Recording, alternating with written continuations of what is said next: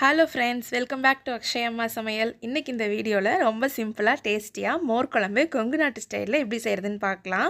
இதுக்கு எந்த பருப்புமே நம்ம ஊற வைக்கவோ அரைக்கவோ தேவையில்லை. ரொம்ப சிம்பிளான மெத்தட் தான். வெண்பூசணி யூஸ் பண்ணி இன்றைக்கி செய்ய போகிறோம்.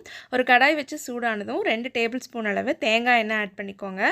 மோர் குழம்பு ரெசிபி எப்பவுமே தேங்காய் எண்ணெயில் செஞ்சால் தான் டேஸ்ட் நல்லாயிருக்கும். இதில் ஒரே ஒரு பிஞ்ச் அளவு சீரகம் சேர்த்துட்டு ஒரு 1/4 டீஸ்பூன் அளவு பெருங்காயத்தூள் ஆட் பண்ணிக்கலாம். பெருங்காயம் சேர்த்த உடனே சீக்கிரமாக தீஞ்சு போயிடும். அதனால் ஸ்லோ ஃப்ளேமில் வச்சுக்கோங்க. இது கூட நம்ம கட் பண்ணி வாஷ் பண்ணி வச்சுருக்க பூசணிக்காய் ஆட் பண்ணிக்கலாம். நிறைய பேர் மோர் குழம்புக்கு வெண்டைக்காய் யூஸ் பண்ணியும் பண்ணுறாங்க. பட் ஆனால் இந்த மாதிரி நீர்க்காயில் நம்ம செய்யும்போது அதோட டேஸ்ட் ரொம்ப நல்லாயிருக்கும். நம்ம வெண்பூசணியில் செய்கிற மோர் குழம்புக்கும் வெண்டைக்காயில் செய்கிற மோர் குழம்புக்கும் டேஸ்ட் ரொம்பவே டிஃப்ரெண்ட்டாக இருக்கும். இப்போ அது ஆயிலில் நல்லா வதக்கி விட்டுக்கலாம். காய் நல்லா ஃப்ரை ஆகிறதுக்குள்ளே இதுக்கு தேவையான ஒரு மசாலா நம்ம அரைச்சி எடுத்துகிட்டு வந்துக்கலாம். ஒரு மிக்ஸி ஜாரில் 3 துண்டு கட் பண்ண தேங்காய் ஆட் பண்ணியிருக்கேன். இது கூட 4 பச்சை மிளகாய், உங்களுக்கு காரம் இன்னும் வேணும்னா 2 எக்ஸ்ட்ரா ஆட் பண்ணிக்கோங்க. 1 டீஸ்பூன் அளவு சீரகம்.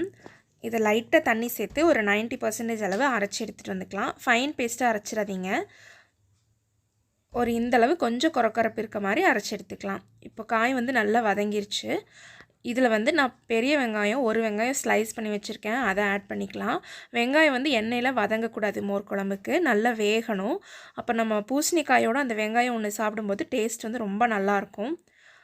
வெங்காயம் சேர்த்து நல்லா கலந்து விட்டதும் நம்ம அரைச்சி வச்சுருக்க மசாலா பேஸ்ட் இது கூட சேர்த்துட்டு மிக்ஸி ஜாரை வாஷ் பண்ணி கொஞ்சம் தண்ணி ஆட் பண்ணிக்கோங்க. இது கூட குழம்புக்கு தேவையான அளவு உப்பு சேர்த்துடலாம். கூடவே 1/4 ஸ்பூன் அளவு மஞ்சள் தூள் ஆட் பண்ணி நல்லா கலந்து விட்டுடலாம்.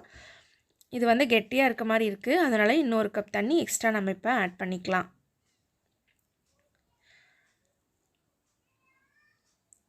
இப்போ இதை ஒரு லிட் வச்சு நம்ம க்ளோஸ் பண்ணி வச்சிடலாம். ஒரு 5 to 7 மினிட்ஸில் இந்த குழம்பு ரெடி ஆயிரும்.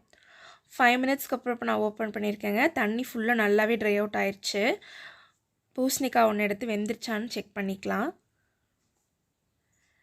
நல்லாவே ஸ்மாஷ் ஆகுது. நல்லா காய் வெந்ததுக்கப்புறமா இதில் நான் இப்போ 1 கப் அளவு தயிர் ஆட் பண்ண போகிறேங்க. தயிரை நான் பிளெண்ட் பண்ணவோ மிக்சியில் அரைக்கவோ எதுவுமே பண்ணல. கெட்டியான தயிர் அப்படியே கப்பில் எடுத்து வச்சுருக்கேன். அதை 1 கப் இப்போ ஆட் பண்ணிக்கலாம். ஸ்டவ் ஃப்ளேம் சிம்மில் வச்சுக்கோங்க. தயிர் ஆட் பண்ணும்போது தயிர் சேர்த்து ரொம்ப நேரம் குக் பண்ணக்கூடாது. நல்லா கலந்து மட்டும் விட்டுட்டு நம்ம இறக்கிடலாம் ஸ்டவ்லேருந்து. இப்போ நான் ஒரு 30 செகண்ட்ஸில் இதை நல்லா கலந்து விட்டுட்டேன். இது குழம்போட நல்லா தயிர் மிக்ஸ் ஆயிடுச்சு.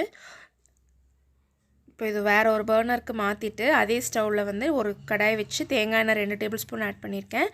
இதில் 1 டீஸ்பூன் கடுகு சேர்த்து வெடிச்சதும் இதில் கருவேப்பிலை, காஞ்ச மிளகாய் ஒரு 4 ஆட் பண்ணி நல்லா வதக்கி விட்டுக்கலாம்.